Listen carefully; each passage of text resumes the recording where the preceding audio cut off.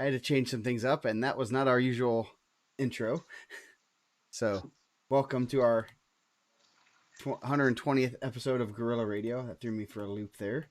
I'm Joe Caprino. We got Mike Reiser here talking rankings and all sorts of fun stuff. And how's your week going? Good. Busy. Didn't get the state rankings out on Thursday like I like to. A lot of results to kind of come over. But I got the semi-state rankings out on Wednesday. I'm going to try to get these out early this week. So, especially we don't have a lot of stuff going on during the week this week with Christmas coming up. Or we have some stuff, but not a ton. And try to get it set out before, all the holidays and put it under the tree and everyone can get it for Christmas. Yep. Yeah, that sounds good. I know Caleb's going to get some rankings out here. I was just sorry for that. At first, I was looking at Twitter, and I saw a Penn State wrestling tweet that said Leah's down 4-2 after 2, and I was like, what? And it's Joe Lee's wrestling. So I was a little bit concerned, Nick Lee, who's he losing to here? But he made his Joe's wrestling at 157, back down to 157. So I was staring at and trying to decipher what was going on, who they're wrestling that would be beating Nick Lee, but I guess Joe's making his debut. So, but yeah, good week of wrestling. Had lots of fun. There's lots of great matches. Might as well just dive into some of that good stuff. The Carnahan. We start off with that one, I guess.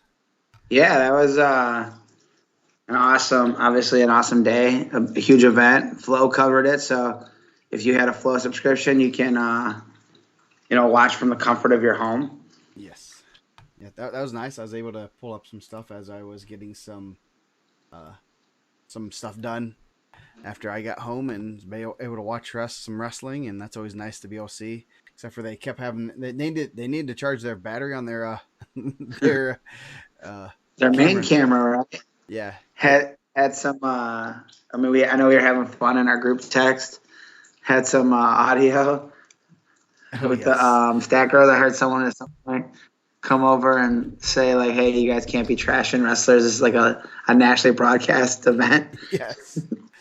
Yeah, sometimes which is always fun. Yeah, it's a hot mic. Never happened to us, has it? I don't think so. Maybe.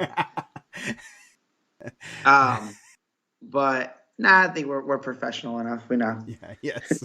We know to leave a 10-second buffer as it's starting. But that's always interesting. But the matches were great. Unfortunately, I think who ended up pulling Davison pulled out. Yeah, Davison ended up pulling out. They had some heavy hitters pull out. I seen Nasir Bailey wasn't in, and Gavin Brown did not wrestle, but still a great event. Yeah. I was wondering what would happen right at the week after the Ironman. I know there are some teams that went Ironman then Beast, which Beast is probably another top 5 tournament. A lot of them are. You just wrestle one big grinder of a tournament. You kind of need a week off to recover and get. These kids are peaking for that event, so you kind of want to do things a little bit differently with those kids, and it's not surprising that some of those guys pulled out late. Yeah, you had that nationally ranked 52 from Paris Graham, or was he not? He's not nationally ranked, right? He was just a state ranked guy, cut down that morning. He was big. He looked big. 145. Yeah. Yeah. Yeah. He looked pretty big. Yeah. So I don't know what their weight loss rules are there, but I guess you weigh in, we don't have to worry about it. So. Yeah, but it set up a cool match with Jesse. Yeah. Burnett. Yeah, Burnett. He was like a 52 for malaria. I think he's going to. Honestly, he might be going to Clarion or somewhere like that. So, yeah, which was it was 4th at Ironman, and I thought Jesse really handled the match. Did he end up majoring him, or he was? I know he was taking him down, cutting him. Yeah, he got a major those last takedowns. That's pretty impressive there. Yeah, and Burnett, I'm pretty sure his dad is he was 138 for IndianaMat, Clarion Verbal signee. My guy Nice. Josh Lowe listening in, so Hmm. he's keeping an eye on our chats. Yeah, I thought, and I mean, just alone, like going there and seeing a match of that caliber, and that's what I know that's one of the things they really looked at to beef up their schedule is for those guys that are coming in nationally ranked guys, or to give their nationally ranked guys some good matches. So that was an awesome match. I thought that was really good. That Blaze Garcia, Nick Tatini in the semis was an awesome match. That was a really good one. Mm-hmm. Bailey wrestled with that Raptor. Yeah, yeah, yeah. Some of those events with those guys probably don't mean much. So, but yeah, it's a great day wrestling. And then I mean, obviously we were looking at uh, the showdown between Crown Point and Brownsburg, and it was Crown Point just had just a little bit more, just in just a few more areas, and but it was close, and they had a lot of head to heads. You had Graham sprinkled in there. I think Davison would have evened it out a little bit up there, up top. I think they would have thrown in some guys in the mix that could have done a little bit more, made things a little bit different up top. I think Crown Point probably still would have won, but it would have been might have been a little bit closer there. Yeah, I thought just overall, like trying to explain. I was talking to my dad, and he doesn't follow it, as close as he used to. And he's like, oh, like so Crown Point had a pretty good day. I was like, yeah, like they brought in some really good teams. He's like, yeah, like how good? I'm like national level good. Like there's like a bunch of guys that are nationally ranked in there. Hockaday ended up getting pinned, but I thought that he was pretty competitive there. Uh, but a lot of these matches we're hoping to see, at the team state where, some of these guys, not from out of state, but the Brownsburg, Crown Point, I think those guys lived up to the billing of how good they are. Yeah, they did, and that was I mean, you knew early on. I know one of our fun things, the brackets were they originally had a full 16-man bracket, but due to 6 matches, they had to go down to the token Indiana rules which it's a national rule, but it's one of those where if you make it the semis, you can't get any lower than fourth, which that's one of those things with a tournament like this, those 4-5s, 3-6s are going to be interesting matches where they might be a top 4 guy that you might have 3 top guys up top, and that guy that loses in the quarters, that 5 or 6 seed's not going to be able to wrestle back. So Yeah. Um, but I thought some guys that really impressed. Like I said, that like Tatini Garcia match in the semis was really good. Obviously, Jesse always impresses. A lot of the out of state guys, we don't see them a ton. So, Barry Jordan's the real deal. Yeah, he is. I mean, he made he made Hockaday look silly. And Hockaday's, I think he's in the national rankings in a couple of them, and he's right in there. If he's not, he's right on that bubble. And in that was just that was pretty impressive watching that. It's like, geez, you don't see someone. I guarantee you're not gonna see Hockaday in the next 3 years get beat like that very often. I would say maybe you're not gonna see it happen very often, even Yeah, off-season no. level stuff. So Even Haynes taking 2 losses that day. I'm sure like he doesn't take 2 losses very often in a day. yeah, most of Um, them. I was really impressed with Logan Miller. I thought Logan Miller looked really good. Uh, I think one of the things I know he had a win over. He had beat Ike for a state title when we were talking off air. And just kind of want to see because he didn't finish the season out and want to see where he was at and how he's very talented.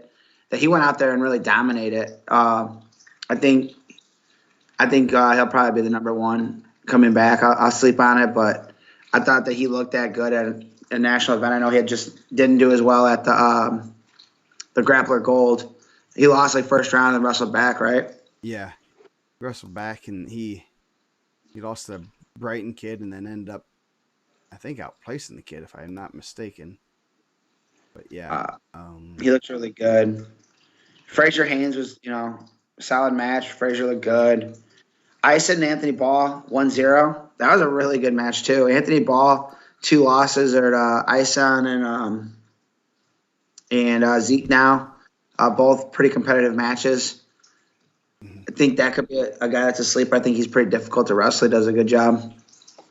Yeah, he is. I mean, we've talked about it before. He's one of those that's just that he uses his length to his advantage, and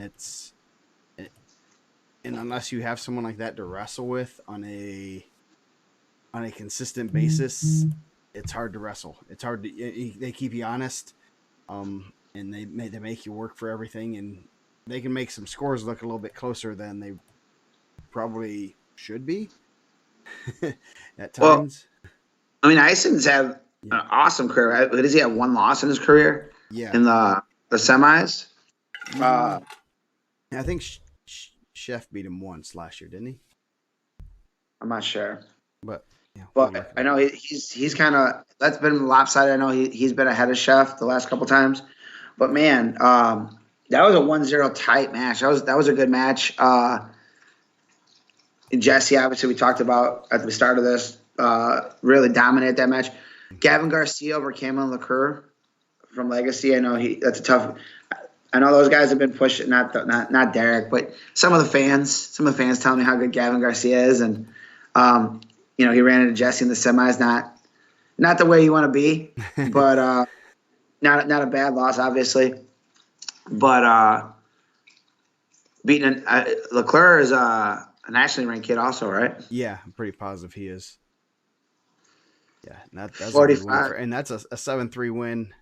I didn't watch it, but I mean, it didn't look like it was a fluke by any means. He took him down 3 times. So that's pretty impressive. So yeah, that's one that Brownsburg can look at. Hey, this is a guy. Obviously, Mendez is the top of the hill, but if you can get him under the lights or get him in the semifinals, that's huge. Oh yeah. 45, St. Paris Graham kid, really good there. Tatini Blaze Garcia, good match in the semis. I'm sure we'll talk about some of the matchups later on. I know we have it penciled in. Sam Going looked phenomenal. I thought Sammy looked really good. Cicerelli is really good. And I thought Sam really dominated that match. I mean, 18-5 was going for a tech at the end. Yeah, that looked. I did not catch that match, but afterward, I mean, that's pretty impressive. Cicerelli's been wrestling real well lately, so that was kind of surprising. And usually Brownsburg's able to keep some matches close and going dominated, which is super impressive there. Yeah, I thought he was probably one of the guys that walked away. Him and Logan Miller were 2 guys that walked away. It was like, those guys look like they're wrestling at a real high level. Good win. Took it out on the finals to a Paris Graham sophomore. I think it was pretty dominant, 11-4. That kid kind of took it to him. 70. Caden Brewer was one of those matches you said, in the quarters, if you lose there, it's tough to come back. And he took an L in the quarters and to the Luke James kid from St. Paris Graham. Yeah. He was also a freshman who was winning that entire match. That was a good match. I mean, between an Illinois and Ohio kid. Yeah. That Luke James did probably 90% of that work. Kept taking him down, letting him up, and just giving up late escapes and kept it close. And Tyler Perry, also, great name, Medea, took that W there. Cruz looked good, 6-5 win. Brody Porter, another one that lost in the quarters there. Tough match. Yeah, and he ended up running it back. That was a tough one there for someone like Porter, who he's probably one of the reasons why the Eastern stayed in the event. There's a close one there, and you're wanting to see the best kids, and he was one that you want to see wrestle all the way back, because then he could have gotten a couple other good matches. Instead, I think it was runs through. He lost to the Marmion kid, right? Yeah, Jack Lash. It was pretty close. I think he was winning and ended up losing that match. Yeah, and that kid's not bad. He was 4th at the Dan Gable Donnybrook. That's a good name, right? Yes. Gunnar Henry, Will Clark was a good final. Two young guys going at it. Devon Cheeks, Lafayette Jeff in there. He wrestled pretty well, 5th place. I believe he was Jeff's highest placer. Yep. Homewood Flossmore, Crown Point in the final. Paul Clark was pretty good. And then Leighton Jones took an L in the championship in a good match with the St. Paris Graham kid. Just kind of got spun behind on a takedown early on, and I believe at the end of the first, trade escapes. End of the middle of the second period, he gave Really a takedown. But yeah, that was he just couldn't. I mean, at heavyweight, it's hard to find offense at times, and he just couldn't find his offense against him, and that kind of. I mean, it's one takedown game. A lot of times at the heavyweight game, when you're talking to nationally ranked guys, I mean, Neves is ranked 10th ish. I want to say he's like 8, 9, 10, somewhere in that area. So that's not per the rankings, he was supposed to beat late in there, but it was a good match.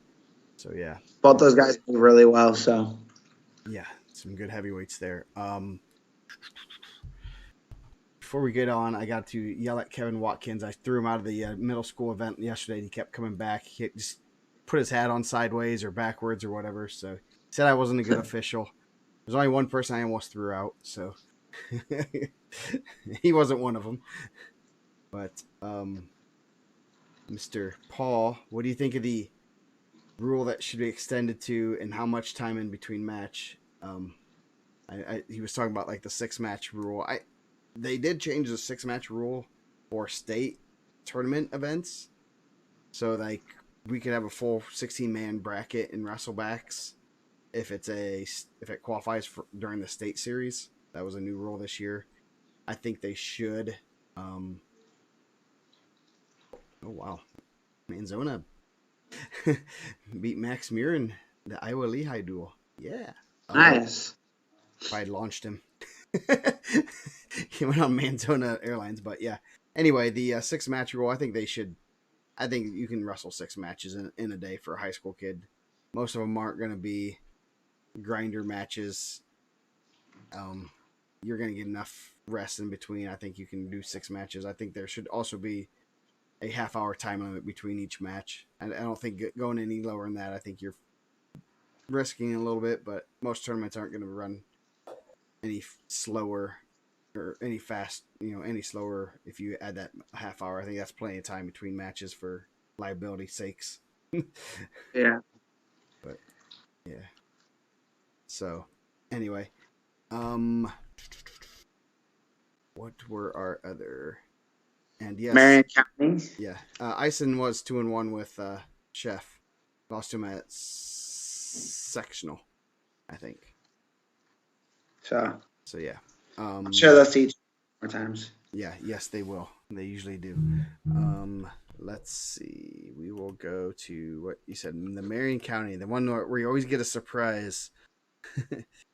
Yeah, I think the team race was kind of a surprise. Or were you not surprised? That's what you figured.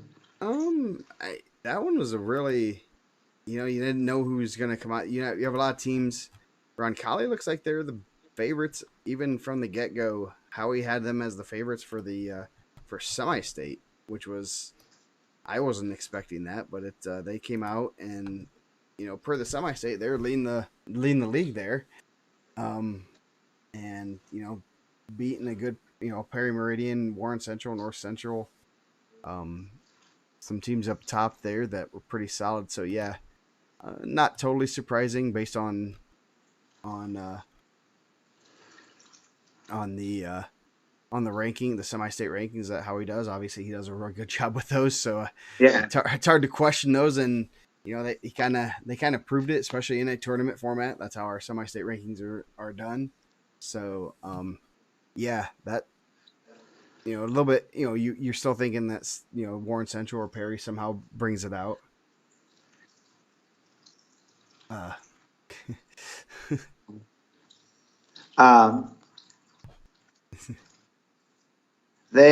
thought it looked like Franklin Central had some guys out of the lineup. I thought they would have a little bit better showing. I know they were kind of in the mix to get a vote in for the team state, but Ron Cowley, I think that locked him in for a team space in the 3A. That's a huge win for that program for those guys. So that's the first county title. Yeah, they said the first county title. We won city titles in the past, but joined the county. They were in the city, but they joined the county in '99. I saw Cathedral dominate the city tournament again. Yeah, yes, Cathedral versus the World. Yeah, so that was you know, any I know we always have some surprises in there. You had Lavelle Billerman 4-2 match. Keaton Morton. I was gonna say there was somebody. Ethan Thompson, Beach Grove. Yeah, Beating Drew Willis. That was a pretty big win. Yeah, I mean, Zach Wilson, Matthew Kuntz. Obviously Kuntz has been doing well. Yeah, that was Lithrow at 52. Tyler, there was Cashman over Clifton Johnson. I mean, Johnson of North Central was an overtime match with Cashman. Both two guys are they're under the radar a little bit. Luke Hansen. Johnny Whiteshot was fifth there. Who was fit? Oh yeah, I didn't even see that. What happened there? Who did he lose to? That was also a. Oh no, who'd he lose to then? He lost to Han from Southport, 15-7. Wow, that's interesting. And then who else did he lose to?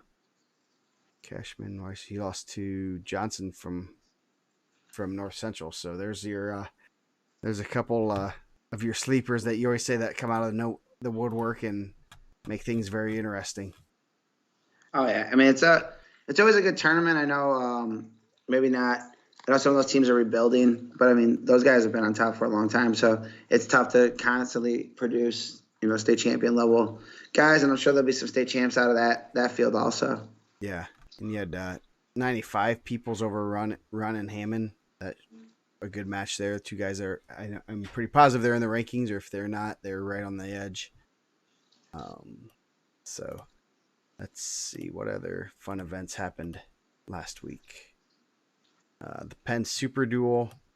A little bit. I mean, you had Penn. That was a lot of teams trading losses there. I know Penn lost to Springboro. And then they shoot.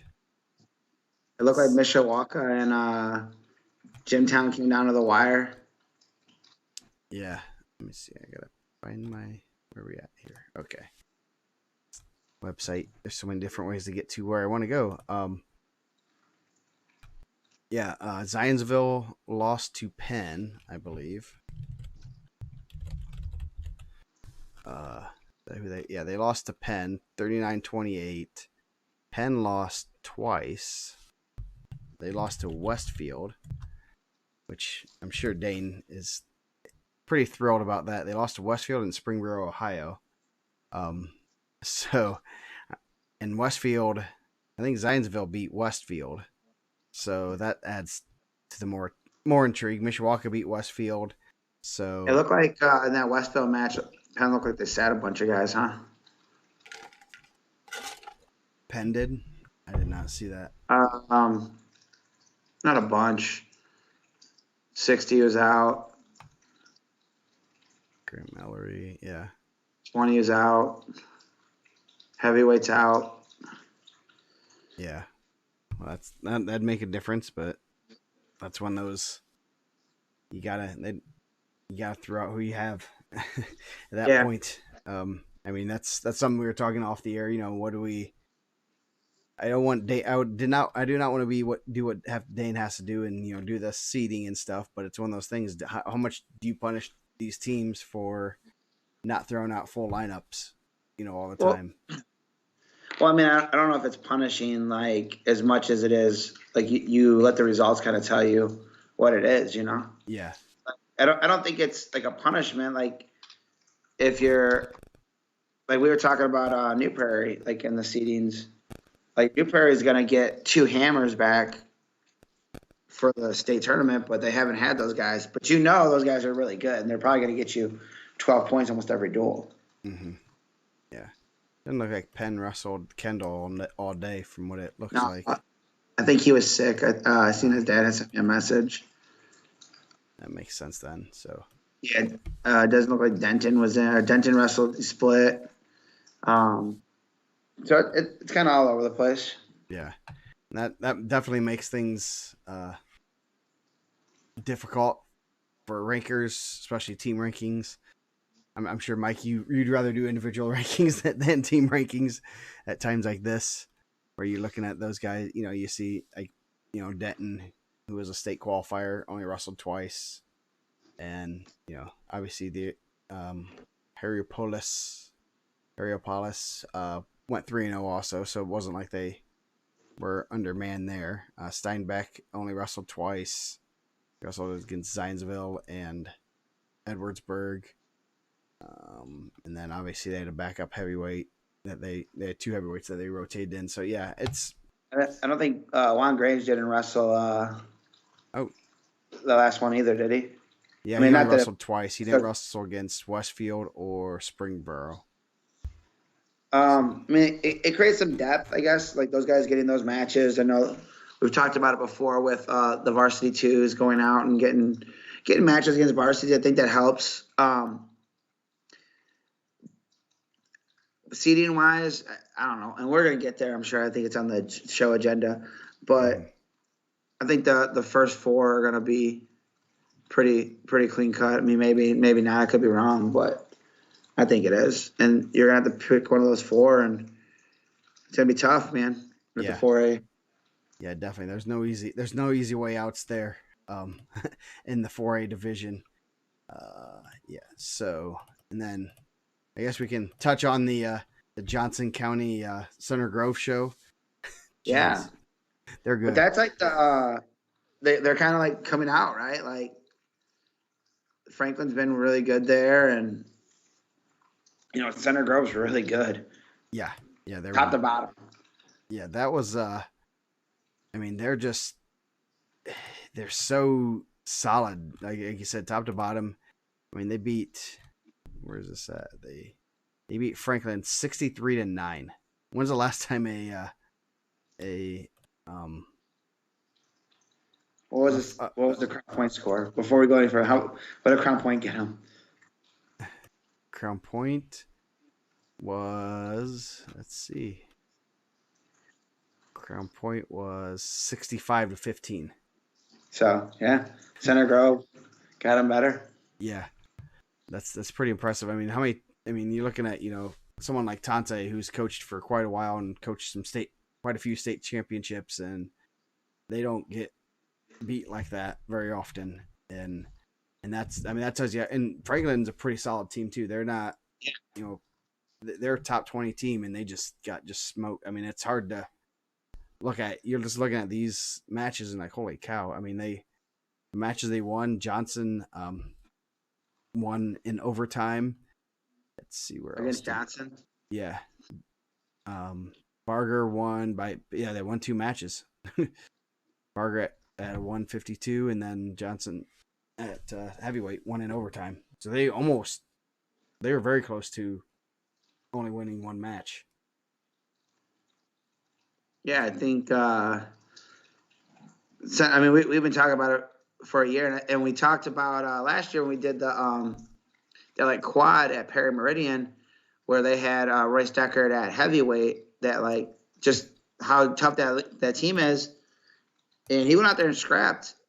Obviously, his family's been around the program been around the state of wrestling in Indiana for a while. Yes, but when you're talking about a guy that made a cut, because he wasn't like a little guy. I don't know what his weight was last year at that duel, but I don't think he was small. No, I don't. I mean, I'm sure he was 240, 250 easily.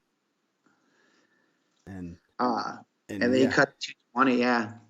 And he had a big win over Skaggs. That's a real good. I mean, and that's a guy they're gonna see a couple more times, sectional, regional, semi-state, possibly. And he beat Oliver from Whiteland. Yeah, and that two good wins. So, obviously Center Grove's wrestling real well right now.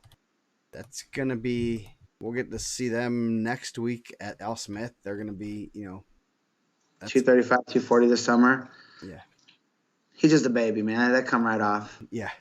That's not a bad pull. I mean, it's not like it depends on the size they are. So yeah, but so you'll have Al Smith at the Al Smith. You'll see Center Grove and Crown Point match up probably a lot, and it'll be a good little tale for Team State, I'd say.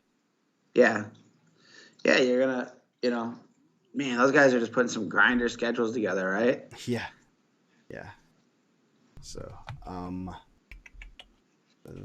this week, anything else from last week that we saw that? Um, like obviously there's a ton of good matches that we can go across the board on. I always tell everybody my favorite post is the notable wins. It just kind of gives you an idea where people are posting from across the state, different things that people are seeing. A huge win for Owen Valley down there. They won the tournament ahead of Castle. I thought that was a pretty significant win. Yeah, that was a good win for Owen Valley. I know they were in the well. We're going to talk a little bit about Team State later, but they were in the mix right there to make the last spot at Team State, and beating Castle with a couple guys that are state title contenders. Obviously, one ranked one, and another guy in the top five. That's Oh, pretty big. I always like opportunities for people to get good matches. And we've seen Landon Buchanan of Jimtown bump up and Russell Vezi. It was a 1-0 match at the Wilk. That's huge. I mean, like those guys might not see. I don't know their schedule, and I don't have it in front of me. I'm sure I could pull it up, but you're not seeing a lot of top five guys all the time. So when you get those opportunities, go with those matches. That can help you in the long run. Yeah, definitely like to see the video of that because that was it was VZ wrote him out in the second period from what it says on track. So that's pretty impressive, especially for a freshman to be able to ride out someone like that. Were they close to getting out? What exactly went on? Obviously, a ride out's pretty impressive for 2 minutes on a state placer, even if he is a little bit undersized compared to So that's a if you can, VZ's really good on his feet. If he can ride someone out like Buchanan, that's kind of scary to think about. Did I thought the Kyle Osborne, Carmel, Hamilton Southeastern Penn was pretty good. It says that they tied, so I wonder what the tie break was. 219.5, 219.5, Hamilton Southeastern Carmel. I saw a picture that they did a rock paper scissors for the trophy. So I don't know if they actually had a true tiebreaker, or usually it's like goes like champions and stuff, but sometimes I'm sure coaches really don't care about getting trophies and stuff like that at that point. So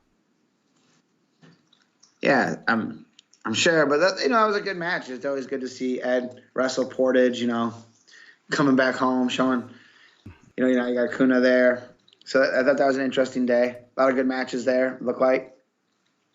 I do not know who. I saw the picture. I do not know who represented each team because I don't know. All the Carmel kids look the same, and so the Hamilton Southeastern kids. Hayden Shepard, Ryan Cast, 5-3 Southern victory match there. That's a good match for those guys. Both those guys rank pretty high. Mm-hmm. That's a good one. Good match there. Carroll had a couple good ones. Sprague over Tony Wood, 1-0, rode him out in the third period. Hayden Brady over Cornwell. There were a couple other good ones there. We had some pretty solid 32s. So yeah, it was we had a pretty good day at Carroll. Jay County and Garrett wrestled a pretty good match. Came down the last match. Jay County ended up winning. Another preview for Team State. Obviously, that is going to play a big role in seeding. So it'll be very interesting to see how that plays out there. Trying to think that I know there's some other good matches, but I just can't think of which ones were offhand. If I could just go to East Noble, who did East Noble Russell?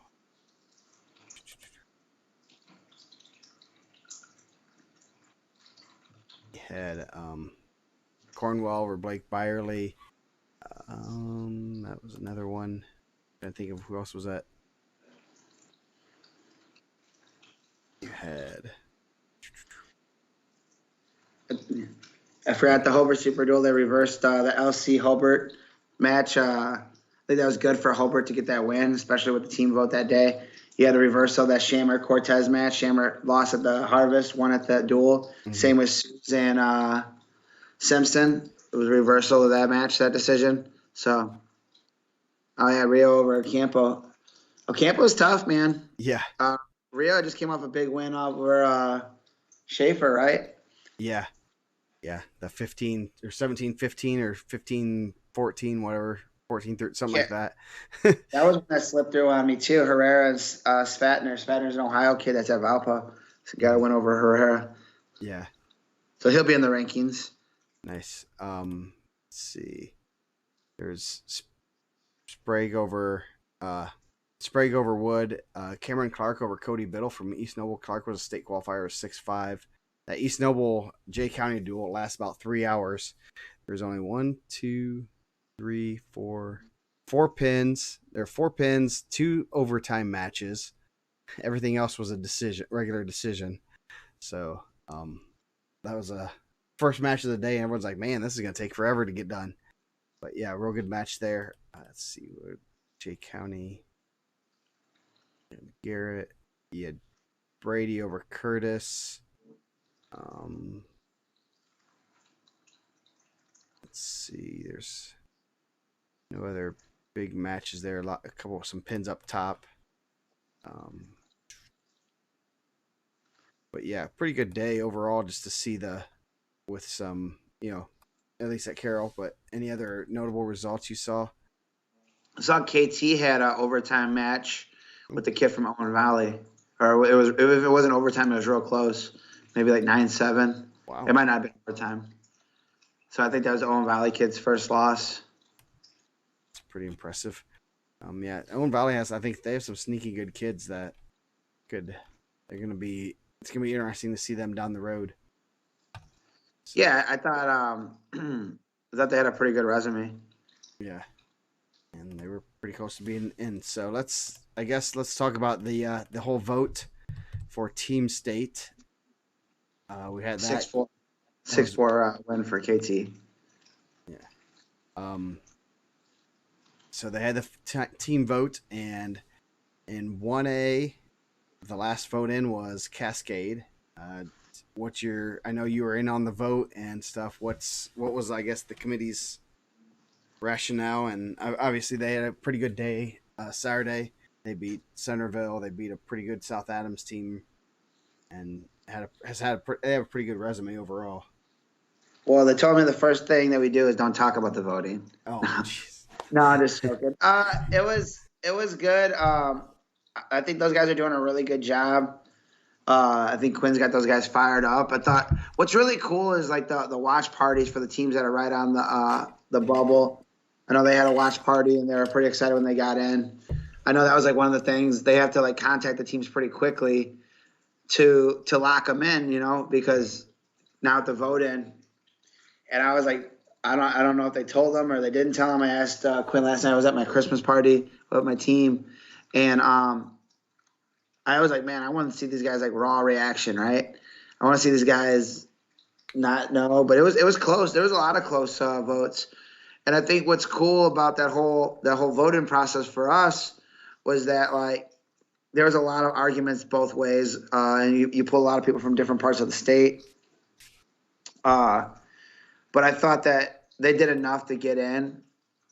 I think they're doing something real special there in a real tough area too, man. They're feeding into one of the toughest regionals, and I don't know how many 1A schools are in that area. Yeah, that's a tough area, but yeah, they kind of set themselves a little bit apart from the other ones. 2A, Tippecanoe New Valley. Bluffton and Winnemac were close. Winnemac hasn't lost yet. They were at Twin Lakes. I think that was a tough one. Yeah. They have at 2A, Tippecanoe Valley withdrew. They had some guys that didn't come out that they were expecting to come out. So there's 2 spots, Delta and Monrovia.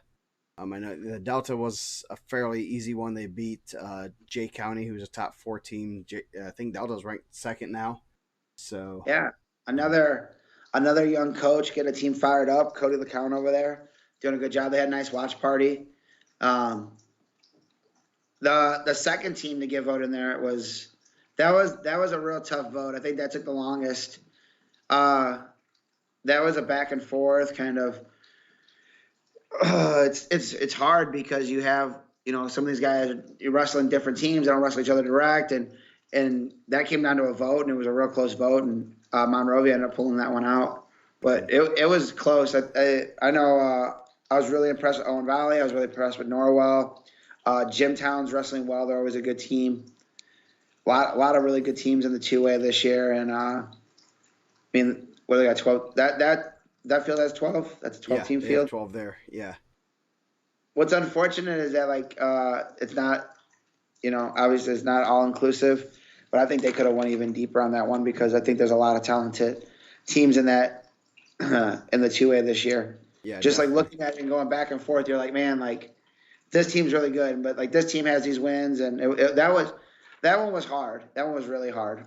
Mm-hmm. Yeah, that's right at that level where there's a lot of teams that are getting, it's hard to judge teams, especially when they're so far away and they're not.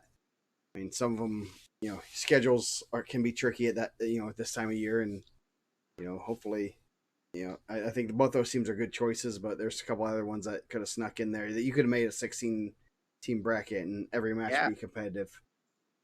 Well, I think Delta doing the right things, wrestling Jay County and those guys. When you're in there and that's who you're wrestling, and that's the guys that everyone's kind of pegging to be right up in there, And then Hamilton Heights was in there also. I didn't rank those guys. That's the thing. You got all those Dak Bell. I don't even know if there's numbers in there. But that was a very competitive field. Owen Valley won Bo Henry. We were talking about that. They're a really talented team. Norwell wrestled Carmel, I think, during the season. And I don't know I think it was Carmel's varsity too, right? Yeah. And they wrestled tough. Norwell's really good. I was asking you, like, you guys seen them that they were pretty solid. Memorial's got some really good individuals. And I think a lot of times you start looking at how many of those guys, it's 2 parts. I think Dane looks at it like as a very solid team-wise. And I look at it team-wise also, but you're also looking at, like, how many bonus point wins are you going to get through that? Like, the team with probably the stronger, if I have 6 guys that can get me pins, and I think that's why a team like New Prairie is going to be a lot tougher come January than they've been on the results, because you get a guy like Hunter Whitesneck back who's a pinner at heavyweight. There's just not a lot of guys on the state that are as big as he is. And you're getting Christian Carroll, the number 1 ranked guy in the country. Yeah. Yeah, that there's 12 points they're getting every match, so they have to win. They got to find 5 more matches to win out of the other 12, which I won't say that's always easy, but at the same time, that when you have 2 guaranteed 6 points, it's pretty good. Yeah, and I think it's tough. I think the 2A was one of the deeper. We took a lot of conversation on that. That one was long. Yeah. And we went from a lot of different angles, and I think there's a lot of different opinions, which is good. I think when you're having that discussion, that's great. Mm-hmm. And what's cool is those guys, and we talked about it when we were doing the discussion, is that those teams are seeking out those teams to wrestle. Like, they're going to those events to, like, hey, we're taking this serious. We want our results posted. We want to be in this event. Like, we want to go wrestle other teams of that caliber that are going to be at that event. I think that's really cool.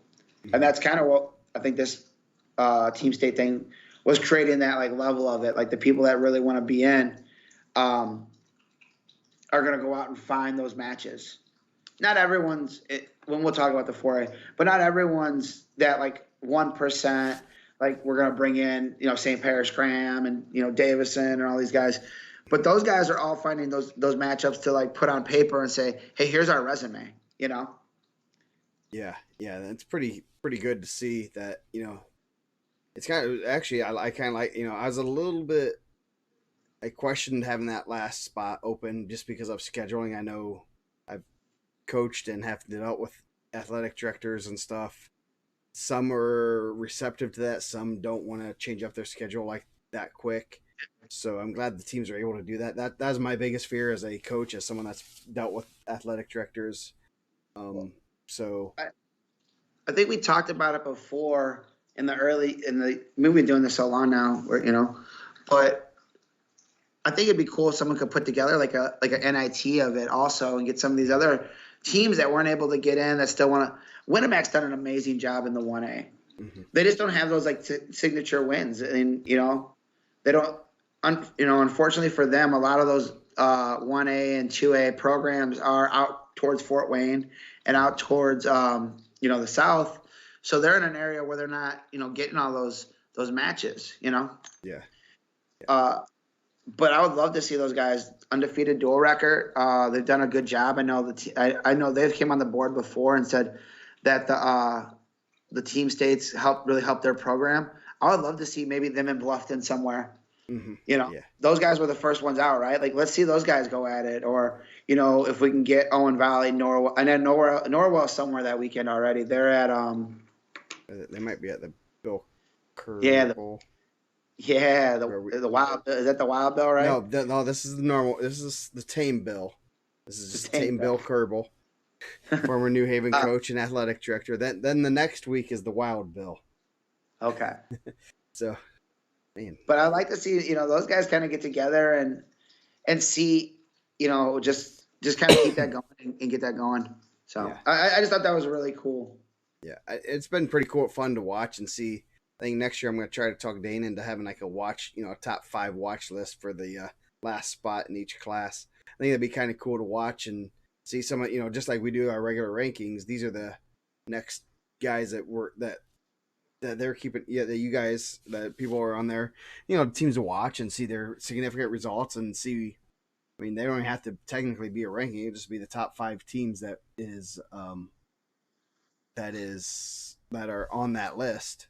Yeah. That keeping an eye on it. And it creates some buzz, as AJ said, and it's something to talk about. And it's pretty cool to watch that some of those teams were kind of seeking out the competition, and they kind of knew that hey, we gotta go find Centerville. We gotta go find it'd be great if we go wrestle Prairie Heights or Rensselaer or that's gonna help us, that type of stuff. Did So Hamilton Heights Russell Hobart? Are uh, they? I mean, Jason's in here. They probably Russell Hobart's backup, right? yes, they wrestled Hamilton Heights. They wrestled Hobart's backup team, and Hamilton Heights is in the tournament. So I think they they're more upset about. I guess the rankings came out and they weren't in there. yeah. So Those that's emails don't go to us. Those got to go to yeah. Dane. There's a thread there says contact the rankers. Do you want Dane's phone number? I can give it. Don't give him Dane's phone number. You got to call in. That's the Dane and Rex show. You got to call in on that one. Yeah. There's a call in number there. I can give you a call in number. I'll give you Rex's number since he has. Yeah, give him Rex's personal cell phone. Yes, you can call in and talk to him. Especially, I can tell you, Sunday nights at 7 p.m. Great time to call him. Oh yeah. Especially when he's saying taking jabs at me on the air. So I think. And I mean, we'll move on in a second. But the Hamilton Heights thing, like, the coolest thing is that they are in, and they're going to get an opportunity to show that they've done a great job. Mhm. Myers has done a great job over there. I think he's a really good coach, and they're going to get their opportunity to go in there and show, where they belong. Yep, they'll wrestle Western, didn't they? Where are they? Yeah. Oh, they'll see. Yeah, they'll see Adam Central, Rensselaer this weekend, and who has Western this? I thought they were wrestling Western this week. So they already beat Western. No, Rochester and Western. Did they wrestle Western? Yeah, they beat Western 32-33. It's a good win. Details. No details So we don't know exactly what happened in the match. We'll leave that as a mystery.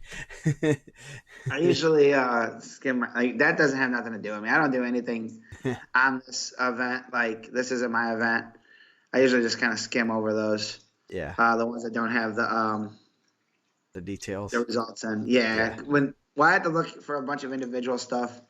I like glance at them, but I just kind of keep going. And that's those guys will do a good job.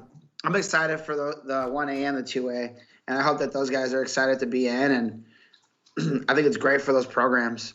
yep. 3A was a hard vote too. We had to go 4A first because we were being considerate of Coach Cook's time. Yes. So 3A, Columbia City dropped out. They weren't as strong as they were anticipating. I don't know exactly. They're pretty solid team from what I know, and I don't know exactly if they just have had some kids that haven't performed as they expected, but they were through. And so Hobart and Roncalli got voted in. Pretty solid choices there. Yeah, Ron Cowley coming off a huge win. Like, sometimes you have recency bias, right? And Ron Cowley's done a great job, and I know Howley's high on them. They're projected to win the semi-state in the power rankings, coming off of what we always know as a meat grinder in Marion County. That made it a lot easier a vote. Like I think there was some talk early on, and it was like, all right, cool. Yeah, but I think that's like one of the things Danny's like that they're ranked number 2. But that's why they put that in there, like to have that vote in because you don't always know year to year, Yeah. The Floyd Central, right? That Floyd Central was they got that like vote in, got that like last second call last year and ran into the finals. Yeah, they made, and then in Jay County was the last second one, and they were 1 or 2 matches from making the finals. I think they either finished 3rd or 4th, but they're in the semis, which is pretty Then impressive. I know a couple of years ago, who was it? Like Cathedral had a huge turnover, and they weren't invited, and they ended up but they reload it. Mm-hmm. And I think that's probably. I know we had some discussion in our group text. Me being more sarcastic because I can be a jerk, and more in the group text more than on the site anymore. But giving Dana a hard time, but I think no comment on those. I think that ended up being more of like, hey, like, what if someone, like a Ron Cowley that doesn't get in, what if they're out rolling it? Because the worst thing is if you do have a team that wins the state title that's not participating in this event. Yeah. Like Cathedral did one year or, Crown Point, I think, declined last year. So you look at those things and you really don't want that because we want this to be the best day of duels that we can get. Yeah, definitely. And it's been a very, very nice addition. And that's, Roncalli and Hobart both deserve in there. Roncalli having a rogue, they're right now the favorites to win semi-state, Yeah. How can you not including them in there? They're going to add a pretty big wrinkle to this, to a pretty solid, 3A field. You're looking at Columbus East Central has a good team, Floyd Central, Franklin, Hobart, Mishawaka is good. Terre Haute South has a solid team, top to bottom. That's not. They're going to have 3 really tough matches there. Each team is, so it's going to be a tough. Man, and even the teams that were on the consideration were like so good. Mm-hmm. Like B South was right there, and they're loaded. It was just like it's splitting hairs, and it's really tough. Mm-hmm. Again, like I would love to see some of those teams get together and wrestle like an NIT and that. And I'm sure some of those guys see each other, through the year. Columbus East wrestles everybody. It was unfortunate for those guys last year that they had to pull out. Yeah, that was tough for them. So yeah, that's gonna 3A is gonna be pretty interesting. The 4A was probably as you said, probably the easiest one. Carmel, the only rule was the coaches can't have any hair, so that was an easy one. That was still a good. We had a long conversation about that too. But Carmel's done a good job. That they always do. They're always solid. Warren Central's always solid. Obviously we're talking about the 1% of Indiana wrestling, right? Mm-hmm. And not like you're talking about the top dogs. And that one was it wasn't as like a tough discussion as like the 2A was. The 2A was a hard one. But if it was an hour and a half long call or however long it was, if an hour, like I would say 30 minutes of it or 40 minutes of it was 2A, and then the rest was broke down over the last 30 minutes. Mm-hmm. But it was really difficult. But 4A was those guys are, I'm sure those guys will wrestle at some point. Carmel and Warren Central. Yeah, Carmel does, or Warren Central has a weird schedule. I was talking to Dane today about it. They really don't have much left on their schedule, like any like big events. They have a weird schedule this year, and I don't know if it's just how things for the schedule I have. They have North Montgomery, which they should do pretty dominate there. Yeah. Pike, Noblesville, the MIC, so they'll see Carmel there for the last time.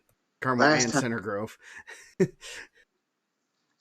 Center Grove, Lawrence Central, Lawrence North, North Central. North Montgomery will have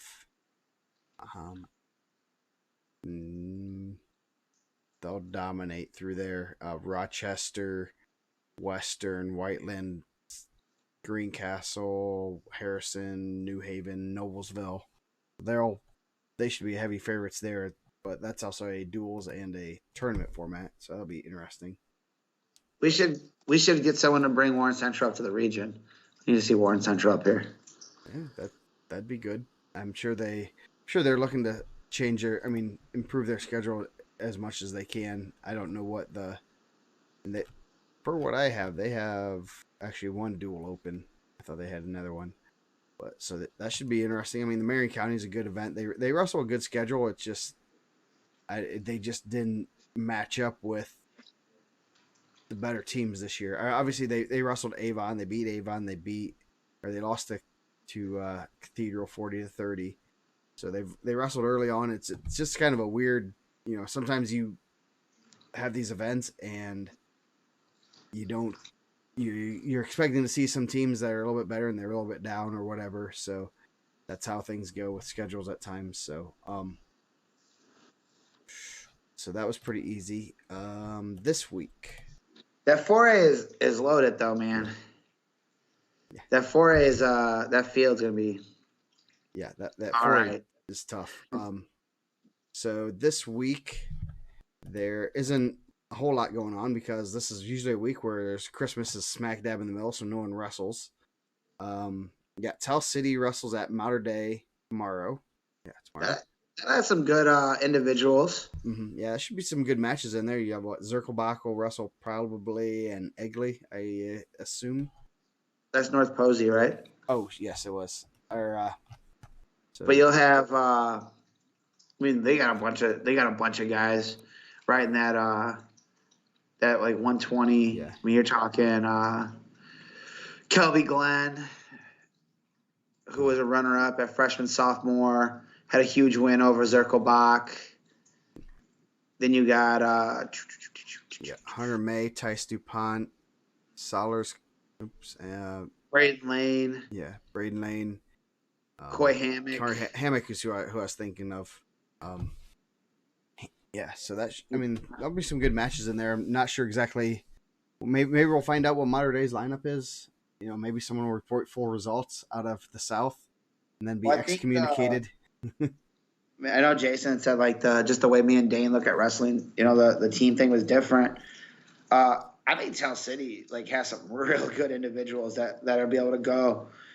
If they could pick off maybe 20, I think 26, 32, they're gonna be tough. And obviously Mater Dei's low. I always feel like Mater Dei is on the flip. Usually really good down low and then kind of weighted out up top. Now they're really good up top, and they had they're a little bit new in the middle. I don't want to say low, but new in the middle. You graduate a lot of guys out of the middle there. Nice.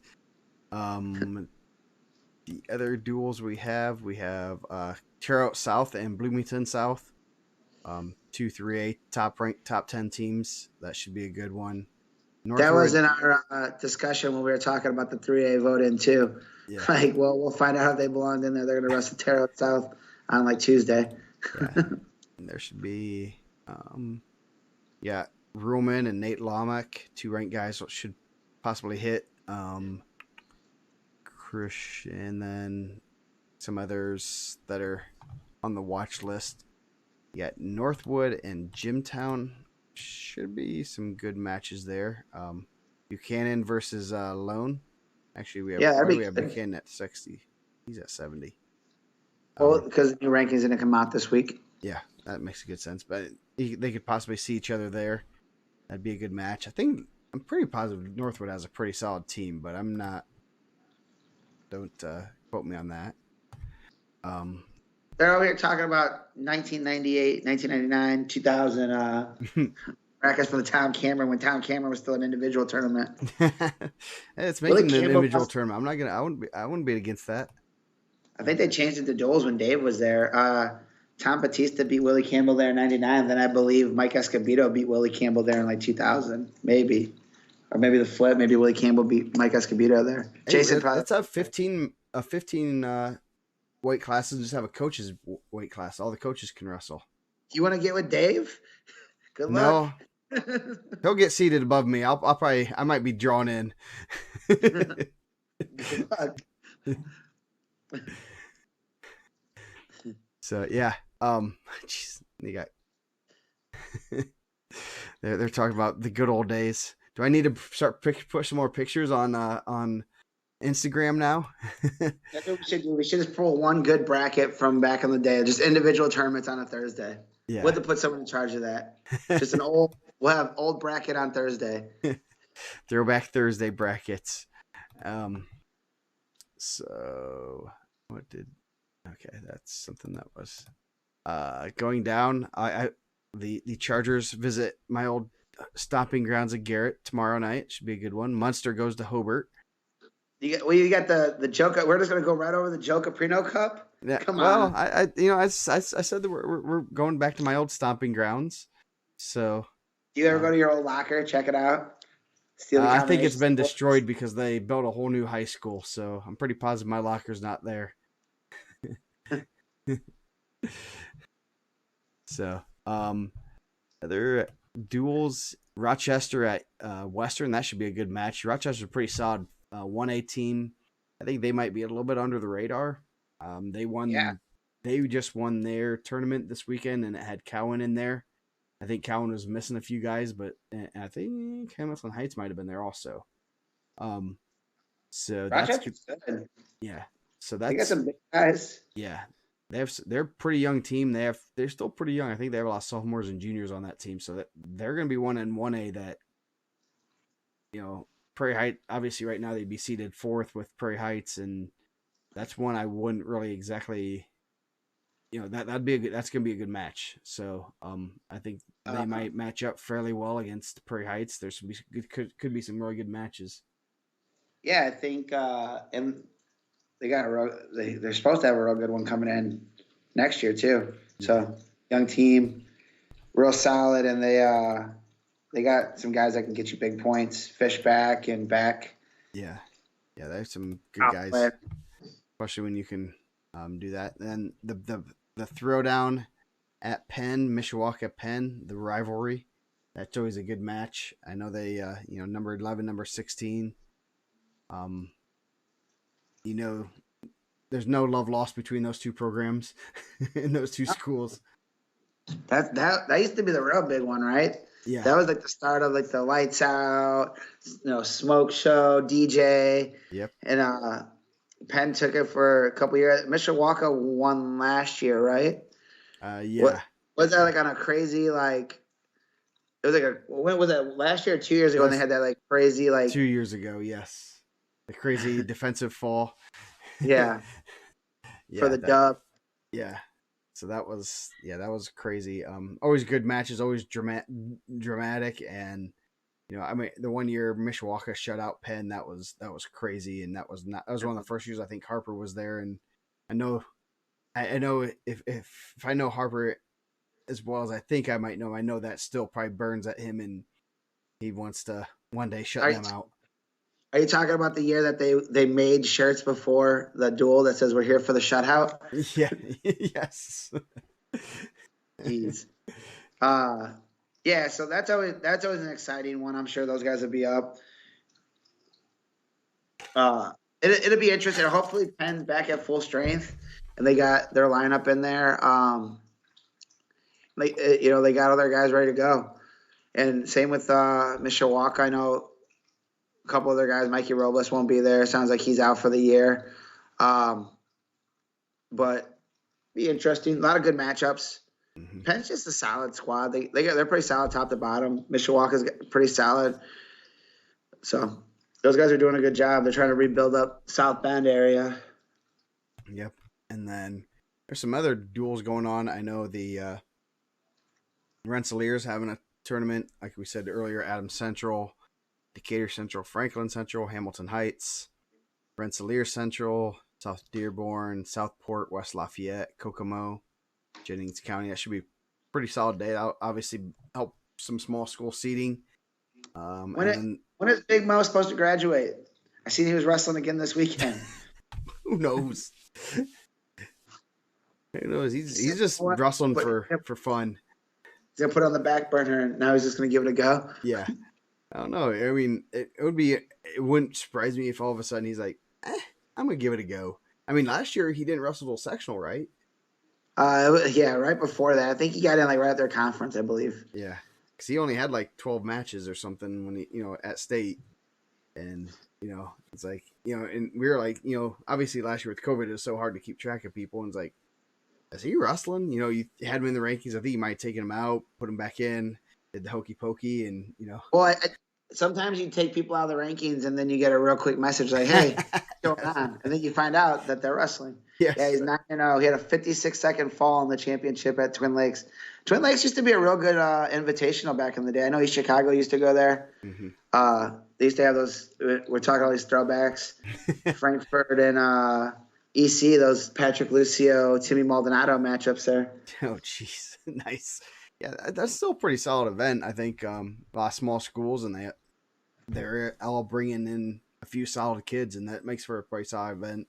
I know that's just like the Rochester event this past weekend, and then the ECIC, East Central Indiana Classic. I should have asked you if you knew what that meant. Me? Yeah, ECIC. Did you know that? I thought it was going to be a conference. No. East Central Indiana Conference. That's what I would have guessed, honestly. Yeah. That's close.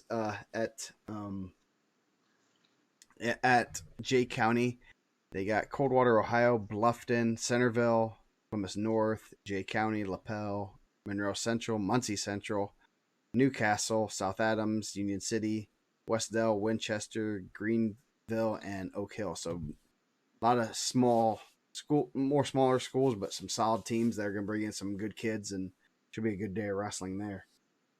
Well, anytime you can get AJ Bradley in the house, it's always a good day. Yes. You got, let's see, you got Tony Wood, Logan Bowman. They've already wrestled. Birch and Thrine, Justice Thornton, O'Shea Phillips, Tyson Kendall, all at 132. That should be a pretty good weight class.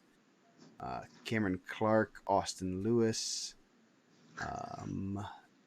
Brody Arthur, Devin Frazier should be a good one. That will be a good one. Good for Brody. I like to see Brody get a lot of good matches in, get to the state finals, and make a run. They're good people, man. You got Hunter Page, Bryce Wank, number 4 and number 9 at 182. Jason Orr, Peyton Bennett. He was not their starter at Jay County this weekend. Just some other guys in there. So if you click on the date on this week, you can kind of see potential matchups. Nice little feature. I like it. I use it all the time. So, so there should be some really good matches. That 132-pound weight class is gonna be pretty good. And there's a lot of really good solid kids there. All those teams are pretty solid teams, and should be a good event. So, any other comments for this week? No. Nope. So we're gonna do a little activity. I was thinking today. We're going to switch. Woo!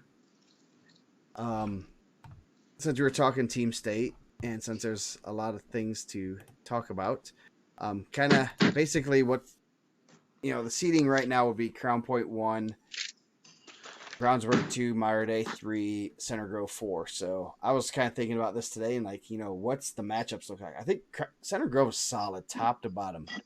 Yeah. And they're a hard dual team to wrestle. So is obviously Crown Point. If you see all those ranks there, they're not too shabby.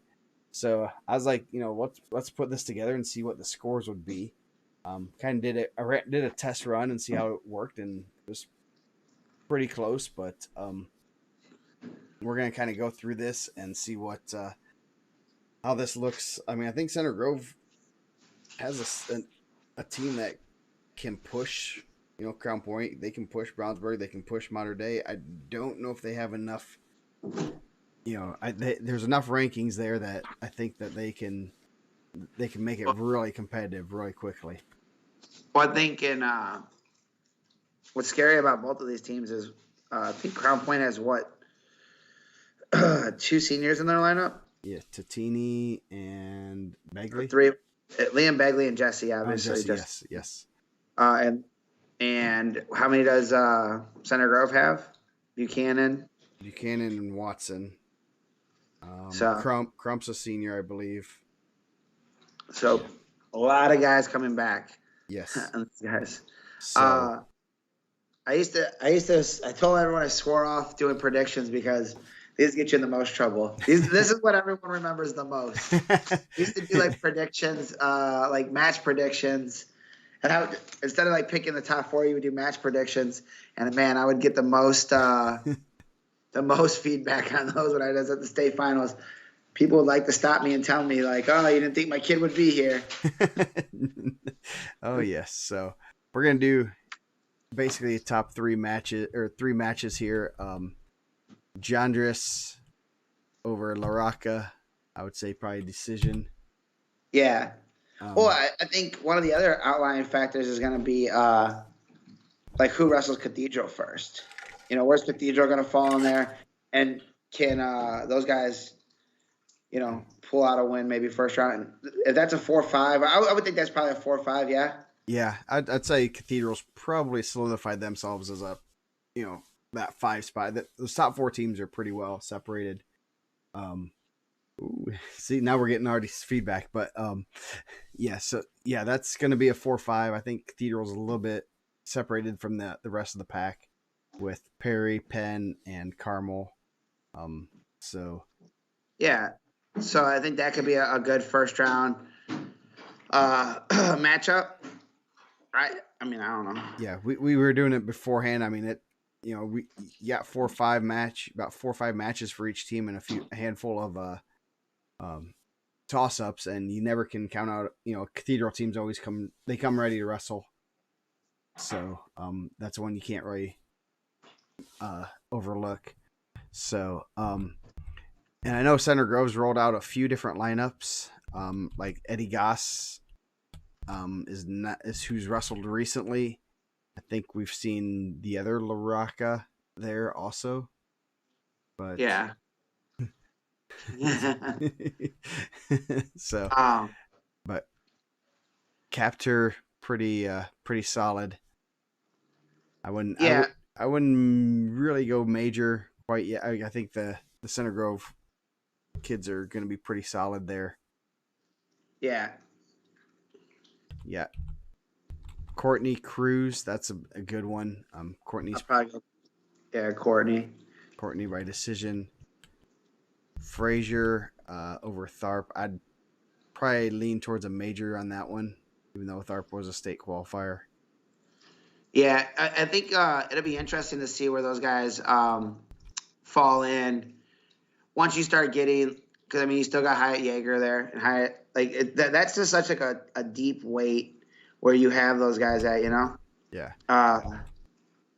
And trying to see if we had this really good tournament in the fall where a lot of guys wrestled. I'm trying to see if they met up anywhere. Yeah. Yeah, I would say Frazier. And Swain has a little bit of, like you said, Swain has some guys on the bench that are pretty tough, and maybe he sees something that, a Hyatt Yeager might be a better matchup for Frazier or Ball or whatever, that type of stuff, that he knows those kids and say, hey, this kid's, Frazier's good at this, and and Jaeger's great at defending that. He's not going to get taken down in these moves, or there's some matchup styles that he might be able to play with that with the depth of their lineup. Oh yeah, I think that comes in huge. Yeah. Ball, Krejcia's been wrestling really well. Ball is probably just a little bit better than him there. That's going to be one of the. I mean, put a star by that one. That's going to be a matchup that could be a huge swing match. But yeah, like Ball's been wrestling really well. Yeah. Krejcia. Not that Krejcia's been wrestling bad. Yeah. You have to put 6 for Mendez until proven otherwise. Yeah. And that's going to be huge. I was running through these earlier today, kind of just messing with them and, trying to, one of those things you always try to, when you have a nice little calculation like this, you're trying to, okay, how can Center Grove beat Crown Point? How can Mater Dei beat Crown Point? How can Brownsburg beat Crown Point? How do they match up? Can we figure it out that, this is a 1 or 2 point match? And when you're putting 6 up here, that's pretty big. That's huge. Watson and Tatini. Tatini's wrestling really well. Very impressed with him so far, especially back down to a more natural weight. Probably still a decision in that area, unless you say otherwise. I'm trying to see. I think I'm pretty high on Watson. I think Watson's pretty good. Yeah. Like I was trying to see if they had wrestled anywhere. And I know Nick was up higher.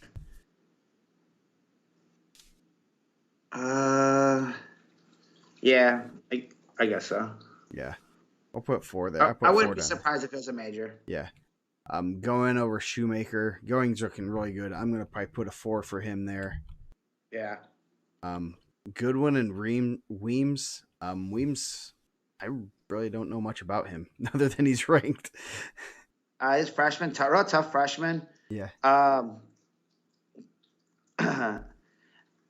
Like I said, like recency bias. Like I don't think that was Goodwin's best match that he wrestled at Carnahan. Mm-hmm. But I've also seen him beat some of the best guys in the state. Yeah, and he has some big point. I mean, he has pinning power too. He's not afraid to bang and toss you on your head and pin you. That's a scary thing with. He's a guy that when you're wrestling those duels, you expect him to get 6. Mm-hmm. I mean, we talked about it on other shows where he, just kind of not been in the lineup for those guys. Missed weight last year. Was out of the lineup the year before. That's huge points because he is a pinner. Like he's a guy that gets 6. Mm-hmm. Yeah, and he's probably a bonus. I'd be willing to bet the majority of his wins are by fall. Mm-hmm. Now, does Weems? That could be another one that's going to be big. Like this is going to be a big step for Weems and see where he's at on there. I don't know if those guys have wrestled before. I know Cody played football this past season. Yeah, that should be very. And I hate even just putting 3 for. I mean, the thing is, you have Cody, who is a big move wrestler. That Weems just stays solid. Strategy might just be to wait for him to make a mistake, and you capitalize on it and capitalize big. I mean, that could be we could put 3 or 6 for it. That could be totally flip flop to 12-point swing in there. Oh yeah, I'm sure if you. I mean, it's half. It's one way or the other. If you talk to the Crown Point guys, they're like, "Yeah, we're getting 6 there," and if you talk to Center Grove guys, like, "Yeah, like Williams is gonna pull out the upset there." Yeah. I mean, I don't know. I'm probably saying a 3 there. Yeah. Cody's either a 3 or a 6. I'll say that much. Yeah, I would say he's probably not getting a major, right? Yeah. So Willems and Klauser, another really good close matchup. Where Crown Point's. It's a place. 9-16 right now. Klauser was he like 32 last year? Jeez. Yeah, those guys, him and McConnell, those guys put on some size. Yeah. So Willems probably a little bit of a favorite there. I'm gonna lean Klauser there. Oh, okay. We'll put Klauser there. Buchanan, Cruz, 1 versus 2. That's gonna be a good one. Yeah. Talk about swing matches, right? Yeah, that's another one. I mean, obviously, we trust the rankings. Obviously, state runner-up. Buchanan. Cruz is going to be a tough one. That's going to be a real good match, and Buchanan does have some big move power. He's not afraid to throw a headlock, pin some guys. So that could,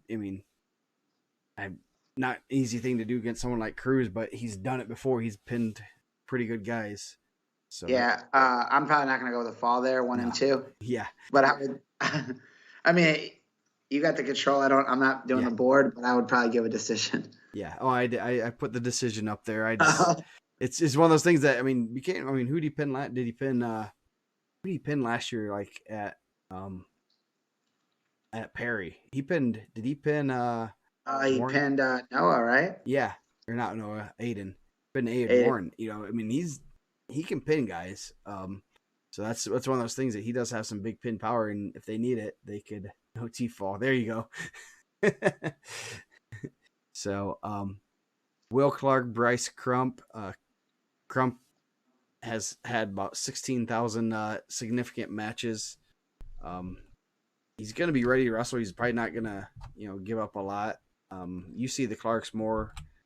I'm probably going Will Clark there. I think 95. He's wrestling really well. Mm-hmm.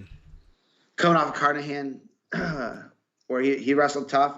I thought he wrestled Gunnar Henry really good. Gunnar. I think we can all agree that Gunner's pretty solid. Yeah.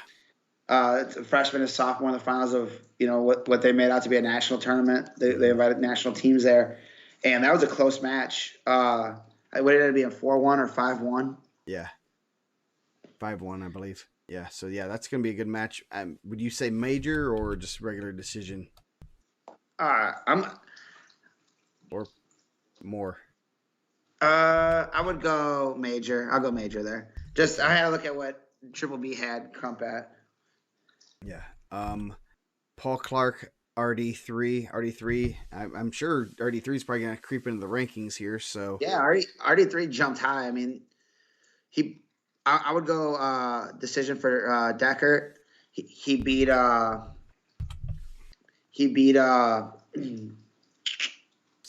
Skaggs beat Paul. So yeah, I would go Deckert there. And then Nate Johnson, Liam Begley.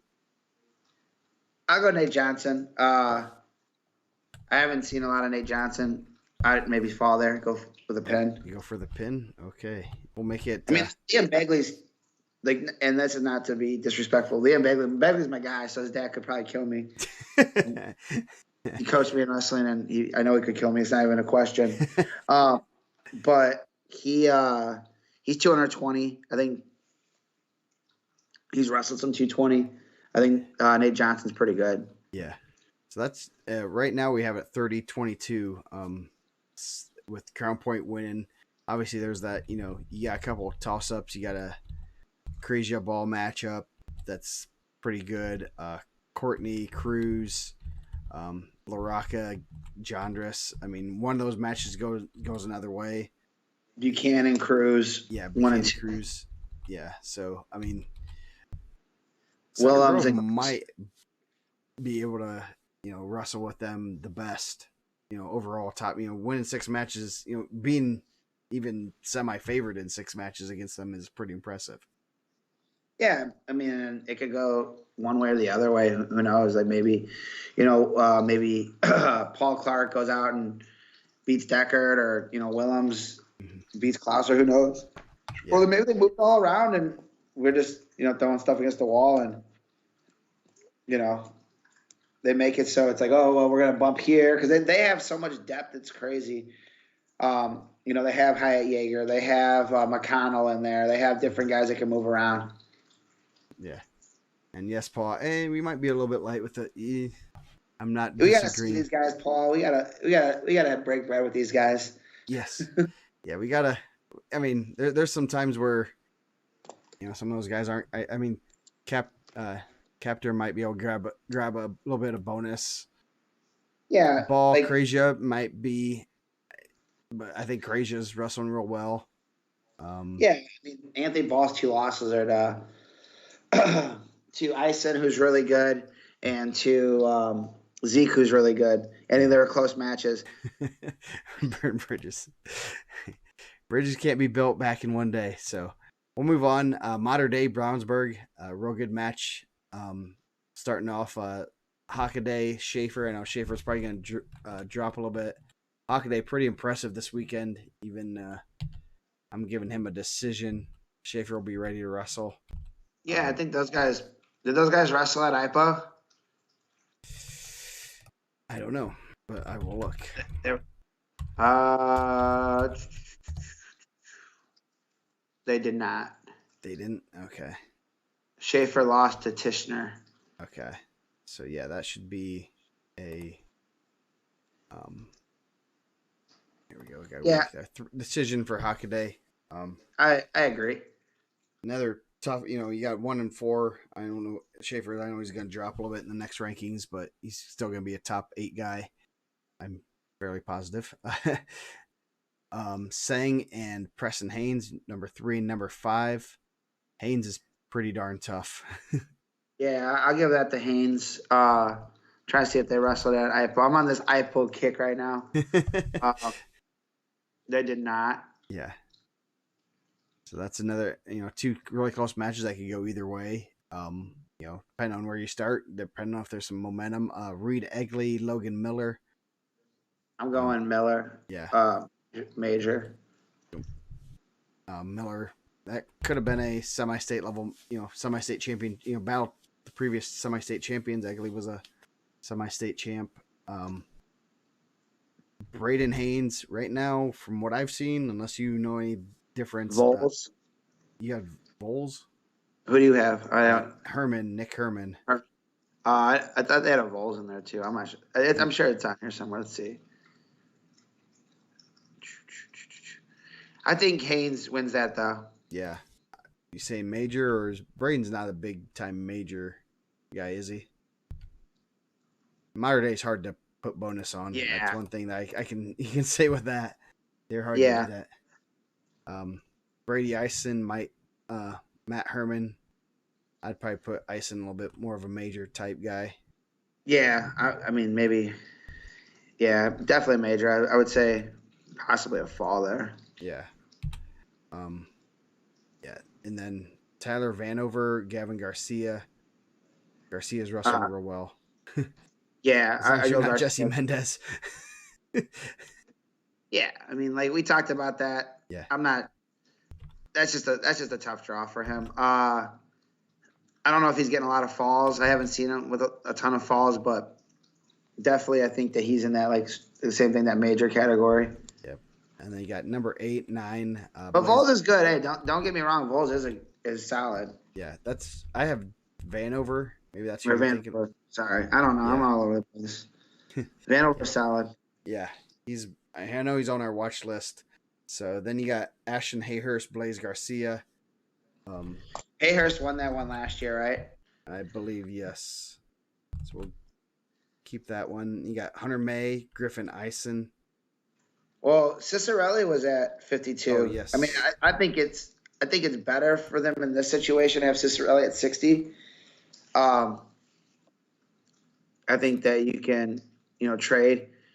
I think May probably. Yeah, I think May gets 6. Okay. Cicerelli. I don't know enough about Preston Turner. I would say major. Okay. What do you think? Yeah, I'd say that's probably thing I know is modern day kids are hard to pin, and unless you have Greg Moe reffing, they're probably not going to get pinned very often. So, Bauman, Caden Brewer, I'd say you give Bauman a major. I mean, heck, he'll throw you out of a lat drop. So, I mean, will he big brother that's the big thing, will he big brother a freshman like that? I mean, he might get 6. Yeah. We can put 6 there. It'll make it interesting. Here's one of these interesting matches, the Clay Martin Saber Singh match. I believe Saber Singh. I believe he was injured at the end of that match too. At the end of the Carnahan. He won by injury, I believe, or at least he won. I don't know if unless he got slammed. So, and Singh was 132 pounder last year. Was he? I thought he was a 45 before Blaze came down. Maybe he was. He was small, but he's gained a little bit of But weight. Clay Martin, I'm gonna go Clay Martin there. Decision. Yeah. That's just a toss. I really don't know. Yeah. Gabe Solers, Gunnar Henry. Probably gonna go with Solers, Yeah. but I think that's a decision there. Critchfield, Lapidat. I'm saying Critchfield might get the pin there. Yeah, I would say 6. Comes down to the big ones. It's 27-25. Jones versus Ralph. I'll give Jones the decision, especially at that Yeah. level. It's hard to get. That's either 3 or 6 for bigger guys. That's a lot closer than I Yeah. had it earlier. I think we started throwing out a lot more falls. Yes. Yeah. Make it And I closer. didn't give as many falls to Brownsburg. So we're gonna keep these saved, and then we're gonna see how good we are come down. But 28-27. Mater Day. They only won 6 matches, but we're 1 point away. So there's some. I mean, yeah, 106, 13, and 20, all really good matches right there. I think Brownsburg can get. Brownsburg might be able to get some more bonus at 26, 32, and 38. I think. I think, and when we didn't really touch on it, but what hurts Brownsburg is losing a guy like Street at 220, who's having a shoulder procedure done for football. I mean, not that he's paying Critchfield, but he's probably. I think we had him 3, right? Yeah, that's 2-3. Yeah, and he's ultra talented. And that's not taking anything away from Sam Lapidat, but Isaiah Street's one of the top guys in the state. Mm-hmm. They had another guy. They had another guy in the mix over there at 82, also that wrestled 95 for him last year, but I don't know. Yeah, but yeah, I mean, like you said, Street's a D1 football commit, so that's pretty impressive there. So yeah, she could be. I mean, that's going to be a barn burner of a duel. And there's, if you look at how it is, early on, you're going to be talking about some momentum. Schaefer or Sang or Egley pulls a little bit of an upset. Bro, Sang wrestled 55 at IPO. Evan Sang? No. Singh. Satbar Singh. Oh, Satbar Singh. Yeah. Okay, yeah. So he's probably. He lost Toby Abbott and Landon Bow there. Jeez. He wrestled 55. He's wrestling up 30 pounds now. Jeez. So, and then one thing I guess you forget about, there's going to be the 2-pound allowance, and you can have the Kuntz where he dropped down to 32 last year. Yeah, that was wild, man. Yeah. So I wonder if anyone's going to do that. Yeah, and he almost wrestled. I mean, he was very close to being able to wrestling Zeke, which would have been very interesting to see. So, so the last one we will do, Crown Point Brownsburg. It's another great one. We got to see some of these matches, so we can. These might be a little bit easier. Hockaday Jandris. I'd say Hockaday decision. Yeah, I think those have been close matches. I think those have been like going back and forth. I know that was one of those things that those guys talked about when I talked to some of the Crown Point guys. When Hockaday, after he won IPO, they were right there. Mm-hmm. Like those guys have probably wrestled. I mean, they're both 90, 95 coming up. Yeah. Let's see. I'm gonna. Crown. This is gonna be great. This is gonna get to go on somebody's like wall this week. Haynes, Noaxis. I think Haynes probably a little bit of a decision, or do you think Haynes can get the bonus there? I think. Actually, I would probably go bonus there. Okay, we'll make that a 4-pointer. Miller Cruz. They did not wrestle, did they? Nope. Miller's looking real good. I'd give him a bonus there, probably. Yeah. I thought Miller looked really good in that championship. He was a point away from the tech, and I thought he kind of slowed down a little bit at the end there. Mm-hmm. I thought that makes me like kind of in between on giving him the tech fall, but I think he could score major there. I mean, saving points here is going to be huge. Yeah, definitely. Frazier Haynes. It was a 10-3 match. I'm gonna probably stick with a decision, mainly because I know. I mean, Snyder's gonna have those guys ready, and they're gonna sacrifice Uh, points here and there. and I would say the other way. I think that Frazier gets a major there. I Me thought too. I guess whoever the official is going to be. I thought that Haynes kind of backed up that whole match, and Frazier should have got a major there. I thought that they kind of let him back up. Frazier was Yeah. still attacking. Mm-hmm. So we'll go with a major. Ball and Ison, did they wrestle? Yes, they did. Ison won a 1-0 match, so that's pretty easy to put in there. Mendez, he's good at wrestling. Yeah, 6.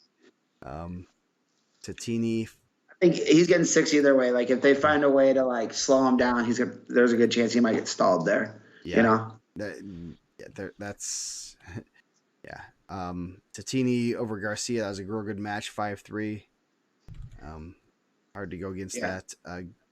Going over. I mean, does he get over Ison? Because Ison wrestled 52 this weekend, or no, Cicerelli. I'm sorry. I think if it's flipped, if they flip that and they go Cicerelli to 60 and Ison to 52, I think Sammy gets 6.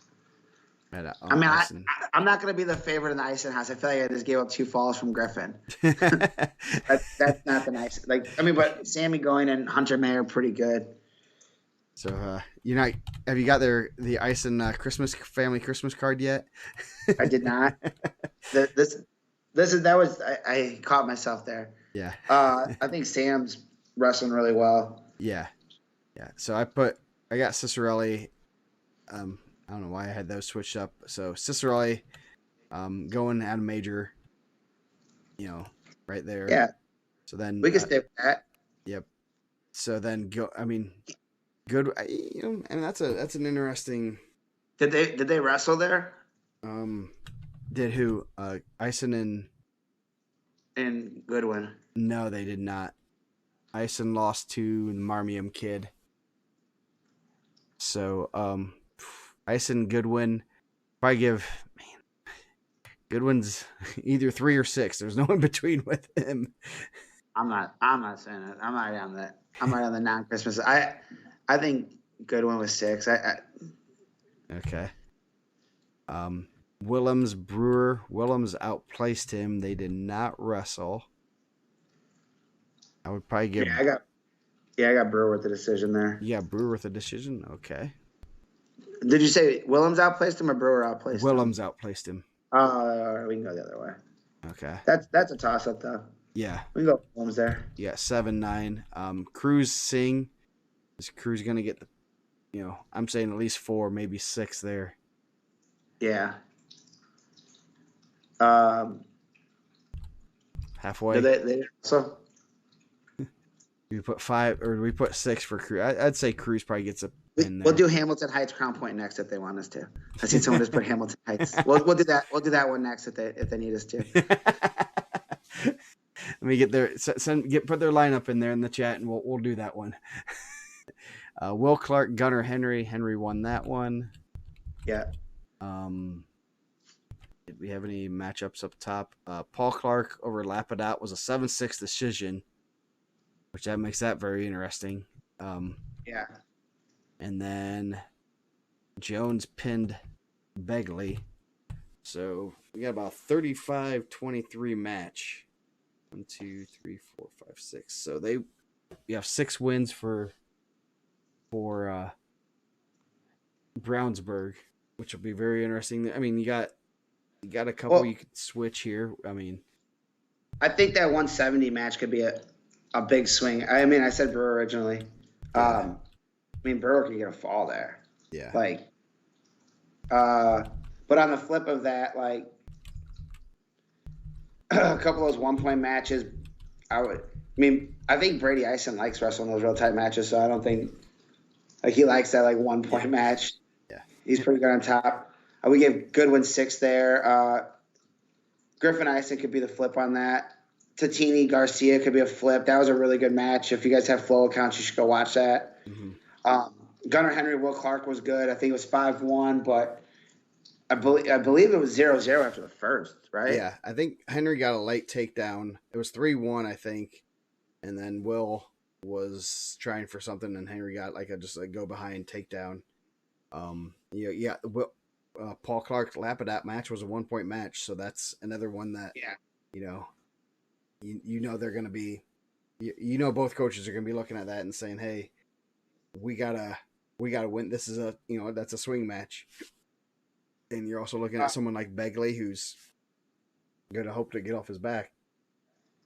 yeah, I think. I mean, he might wrestle that different, but like we said with the Mendez Garcia match at 38, like you can only do so much circling and defending Mm-hmm. before those guys start ringing you up. Yeah, and yeah, Uh, official will be very interesting to see. I mean, an official could change this match drastically, and that's not a it depends on the official. If you have someone that calls stalling quicker, that's going to be a huge difference. If you have someone that's a little bit slower on the stall call, someone that's quick on a pin, and things like that can really change a match. And I mean, I was talking to Kraus this weekend about their match with Jay County, and he said, I think the official called it both ways, called it consistent, but there's some matches that things could have gone differently had we had another official. I Double think stall, yes. Yes. Over under for with how many this double stalls there are. 6, 32, 45, 72, 20. Those are the swing matches. Yeah, I'd say yeah, Maybe 6 95. 6:32. Yep. I'm sure Gendris and Hockaday is gonna be a close one. I'm sure they've wrestled before. I think that's what I'm looking for is like, Yeah. when's the last time they wrestled? I concur, Paul. That is the worst. That is the wimpiest call a ref can make is the double stall call of death. I got here throwing shade right now. Yeah. So yeah, I mean, and you look at would switching. I mean, Cicerelli and Ison. I'm guessing they'll both weigh in at 52 if they both been wrestling 52. Gives them a little bit of flexibility. I don't know who's better. Yeah, Obviously Cicerelli's probably a little bit better, but I don't know. I think are you trying to trade wins there? Yeah, That would be the thing, right? Do you think that Cicerelli beats Goodwin? or I mean, even right now we have it at 10-0 for Crown Point, but if we can make that 3-3, if they can both get decisions, say, hey, you know what, they both get decisions. They just have to flip one of their match, basically. I mean, you're saving 3 points there. You're saving so that's one of those things that you're looking at right there that they can, how do you shave some points? Yeah, I Not think illegally, but how do you shave some points there? no. And you make that a Ison, gets a decision, that's big 3 points in that duel. And dude, I'm not like obviously I'm not trying to be disrespectful in any way. That like I thought that Cicerelli and Going match was gonna be a really good match. They both had really good hypos. Mm-hmm. Yeah, Um, Cicerelli had a real good one. and obviously Sam won it, but that match was so far behind that I was really surprised. Mm-hmm. Um, so like he was like, and someone told me this and I believe it. Like another like 15 seconds, he's going for tech fall. Yeah, it was what 18-5. Is that what I think? Yeah, Yeah. and he was still attacking. Like he wasn't backing up. That's the best I've seen Sam look. Yeah.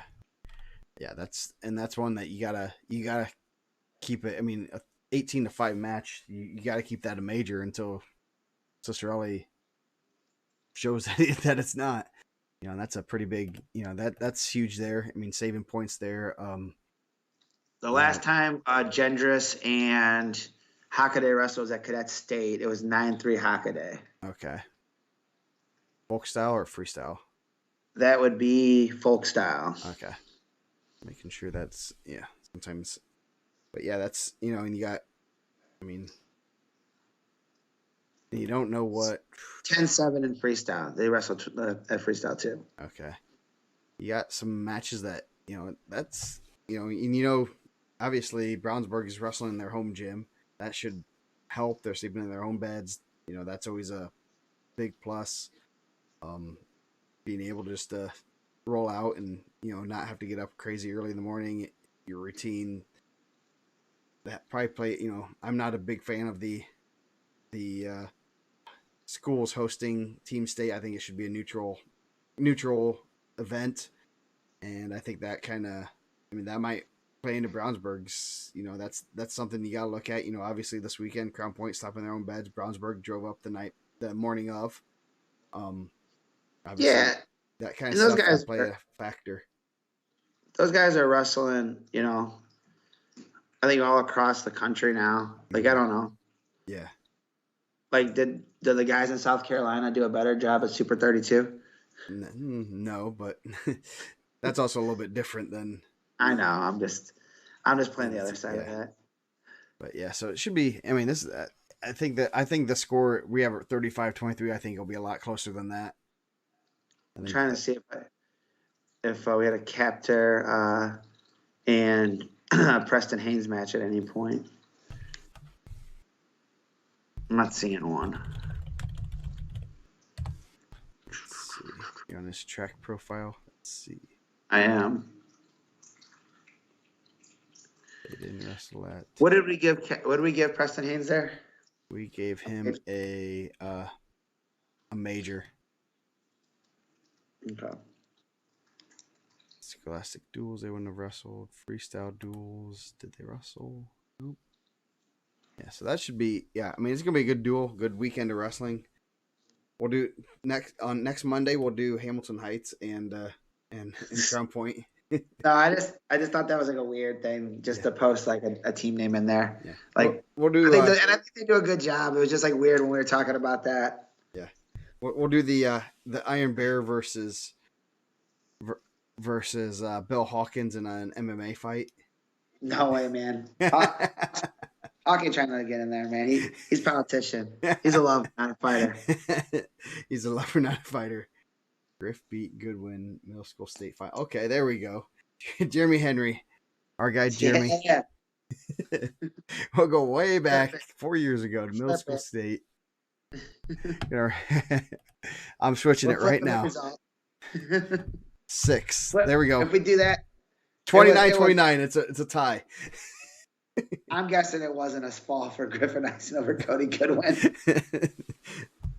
Hey, I flipped it all the way. That's all it takes. I mean, in all honesty, that's all it takes. In a match like that. I mean, that's a 9-point swing, and it's going to be close. So that would. I think what's really cool with this 4A is that like the coaches are going to have these guys up, and I think that's awesome. Like, you get to see these guys. These are the guys that are like that you're excited to see. Like Crown Point and Center Grove and Cathedral always gets their guys up. So obviously we're making predictions. We had to put like actual numbers by the predictions, but I mean, you're talking about anything could happen. One fall could be the momentum swing. Yeah. Like I mean, I casually put that switched the that match over, and it's all of a sudden it's a tie, and now you're looking at falls, which would have been. Where did we do? We go. It would have been. I'll switch it back over. 1, 2, 2 falls, 2 falls. It'd come down to like first point scored or something. One of those fun criterias. First point scored in the second period in odd matches criteria. I think that's like one of the bigger takeaways, and we've talked about this before. Every year we talk about this at the same time. Mm-hmm. Is the teams that are like represented in this team event, and I don't think it's. I mean, the coaches that are represented there could probably give me a better idea.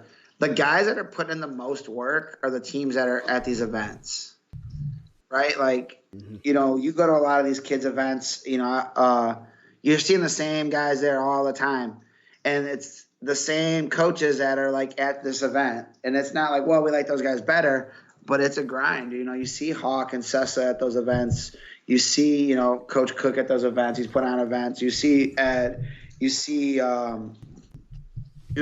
So the Brownsburg guys. You see all those guys everywhere. yeah, you see, You see Seltzer. You see Swain. Swain had some his shoes were real clean when he was at Super 32. Watching the videos, coaching middle school guys there. Uh, but you see the same guys like constantly. Yeah. Uncle CT says it's the Red Dogs. CT taking home the victory, back-to-back championships on the challenge. nice. Yeah, so yeah, The, not, I my mean, 30-second challenge breakdown is that guy. He's a big, strong guy, but man, his like puzzle game's so strong. yep, Like he and remembered this like long code to put this code in. It's crazy. nice. But I think those are the teams that are like constantly in the conversation. And if that's what you want to do, if this is the event you want to be in, you have to be that coach is there, And unfortunately, not unfortunately, but like it's almost a young man's game, right? Like, I mean, you got a family. I mean, Yeah, your little guy's gonna, get into it, but there's weekends that I'm sure you want to spend watching dance recitals, you know. yeah, Uh, yeah. and There's a lot of family stuff going on, and especially you got a almost teenager daughter. Yeah, I mean that's tough. And I see some of these coaches at all these events, and I'm like, man, how do you do this? oh I'm yeah, trying to. It's a juggling act. you got to have young guys in there Yeah. like Quinn Harris or uh, you have to work harder. Yeah, Yep. you have to put in the time to work hard. Yes. But the coaches, I think, is just it's difficult. It's one of those things. Guys like Derek have it where like he has a guy like Kyle that can lighten the load. Good assistance, Mm-hmm. or you have guys like Hawk and Bill that have kids that are in middle school. Like so, you're automatically gonna, and they're good middle school kids, so you're going to be at a lot of the same events. Mm-hmm. Yeah. Um, or you get an academy and put it in your school or around your school and have them feed into your school. That helps a lot too. Yes. Yeah. The county's doing a really good job. They got some really good academies. Yeah. Right next door. Yeah, the region's done a good job. But I think it's different, right? It's like a growth thing. Mm-hmm. I think the guys that are having success are guys that have wrestled at a high level and they're teaching you to train at a high level. I think I know Paul's on here, but like you have a guy like Dave who was in Iowa State's room with Kale Sanderson.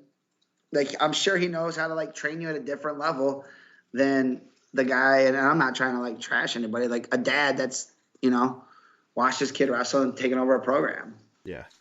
Yeah. And I think that's huge.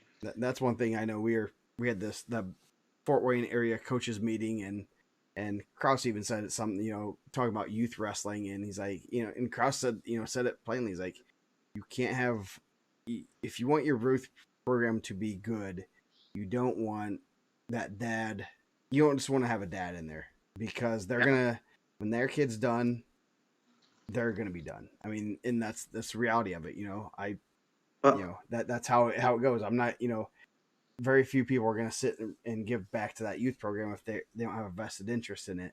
So you got to find that dad that has some young kids in it that's going to be in there for 6, 8 years, 10 years maybe, or you got to do something, something like that. And that's, and you see a lot of these programs that have these dads running these youth programs, but in 2 or 3 years, that program is going to go poof, because Some dads are really good, Tony Abbott. yes, Yeah, but look at like a guy like in the same thing, like Nick Petroff had a group of sons that ran through there, had a lot of success, mm-hmm. and then when he was done, like he was done. Yeah, and I think Hanover's still been, they had Mike Drusis and Mike's moved on. His sons went to Mount Carmel, and now they got Bradbury there, and I think Bradbury do a good job. But like, there's been a huge vacuum for the next guy, Mm-hmm. No, it's not that. Like, I mean, like obviously there's gonna be some like I would take Brian Seltzer in my corner, right? Yeah. Brian's done a good job. Yeah. Son's Yes. pretty good. Yeah, there's a lot of them. I would I mean, most of the good coaches are fathers. I'm pretty positive. I would take Schaefer in my corner, and his kid's pretty good. Yeah. But I think it's just a 300. I'm saying like not anti-dad. I'm just saying like the dad that didn't wrestle. Like you have some programs and some good programs that you look and you're like that guy. They can't get a coach at that program. Yeah. And in the region, maybe it's not an everywhere thing, but you see like some programs, and you're just like kind of like shocked at. I know it's not like a glamorous job, but there's been a lot of good guys. And I think when you have guys that have wrestled the next level, they help you. we'll I take think you got, we'll take Santa Claus in the corner anytime. but when you look at it, you're those guys are training at a different level, and you got guys that are going year round, and I think that's huge. And the teams that are there, I'm not positive. I'd have to look at it a little bit closer, but I know like you have a lot of guys that are year round guys. Mm-hmm. That's why I do think teams like Cascade and Delta getting those younger guys in there is going to be good because those guys, that's what they do. I mean, they're coming right out of that lifestyle, Yep. Yes. I can tell you when I was 25 years old, it was much easier to do things. I wasn't married, didn't have anything. The only thing I had at home was a dog. So I didn't have anything. I mean, I did a lot more traveling and was able to go. I mean, there are times when there were a few years where I spent over 30 days in hotels at state level events, at regional level events, at Fargo, things like that. Unfortunately, I can't do that as much now, but sometimes I just drive up in the morning, but it's one of those things that you got to do different things in different times in life. I think like you look at and only from like my daughter's side. My daughter's play softball. I was a pretty good baseball player. I played some college baseball.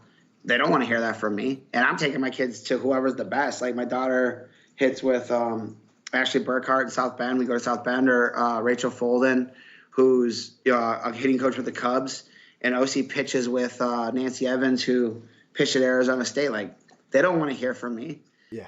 And to me, like that, those are their coaches. Like, yeah, like, am I there? I'm not going to coach a high school for them. But how old is Quinn? Who's younger, Adam Garcia or Quinn?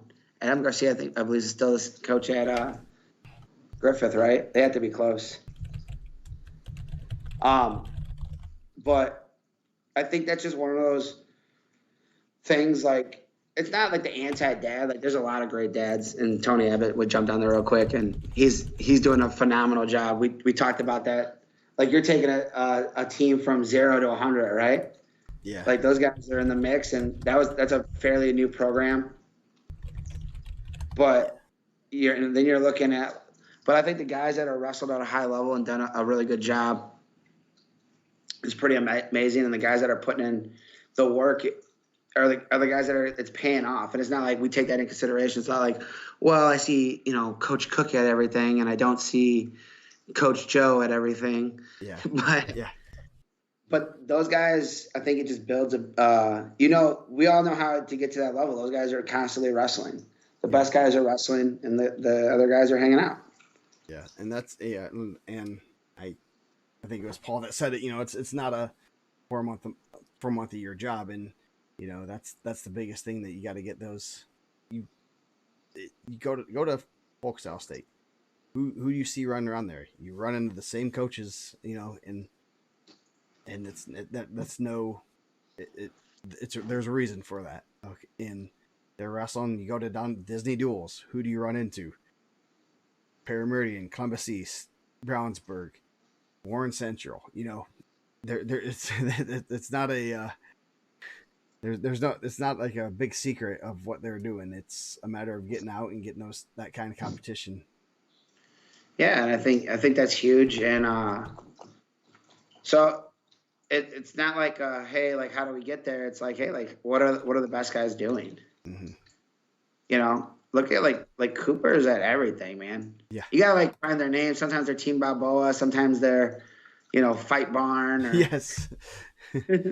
yeah. Yeah.